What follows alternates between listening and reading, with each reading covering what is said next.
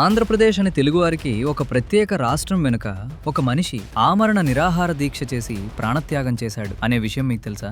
ఆ మహానుభావుడు ఎవరో తెలుసా? ఆయనే పొట్టి శ్రీరాములు. 1901 మార్చి 16న చెన్నైలో శ్రీరాములు గారు జన్మించారు. వీరి పూర్వీకులు నెల్లూరు జిల్లాకు చెందినవారు. Bombay Victoria Jubilee technical institute లో శానిటరీ ఇంజనీరింగ్ పూర్తి చేశారు. గ్రేట్ ఇండియన్ పెనిన్సులర్ రైల్వేలో ఉద్యోగం చేశారు. అతని చిన్న వయసులోనే ఆయన భార్య చిన్నారి బాబు చనిపోయారు. ఆ బాధ తట్టుకోలేకపోయిన ఆయన ఉద్యోగానికి రాజీనామా చేసి గాంధీజీ పిలుపుతో సబర్మతి ఆశ్రమంలో చేరారు. ఉప్పు సత్యాగ్రహం, క్విట్ ఇండియా ఉద్యమంలో పాల్గొని జైలుకు వెళ్లారు. కేవలం స్వాతంత్రమే కాదు, నెల్లూరులో దళితుల హక్కుల కోసం, దేవాలయ ప్రవేశం కోసం పోరాడారు. అప్పట్లో జాయింట్ మద్రాస్ ప్రెసిడెన్సీ ఉండేది. అందులో తమిళ్ వాళ్లు, తెలుగు వాళ్లు కలిసి ఉండేవారు. కానీ అన్నింటిలో తెలుగువారిని చిన్నచూపు చూసేవారు. దీనితో తెలుగువారు భాషా ప్రాతిపదికన మాకు ఆంధ్ర రాష్ట్రాన్ని ఇవ్వాలి అనే ఉద్యమం లేవనెత్తారు. తెలుగువారి భాష, సంస్కృతి బతికితేనే మన అస్తిత్వం ఉంటుంది అని శ్రీరాములు గారు గట్టిగా నమ్మారు. తెలుగు రాష్ట్రం కోసం 1952లో ఆమరణ నిరాహార దీక్ష ప్రారంభించిన ఆయన 58వ రోజున ఆ దీక్ష వలన ప్రాణాలు విడిచారు. ఆయన మరణం తర్వాత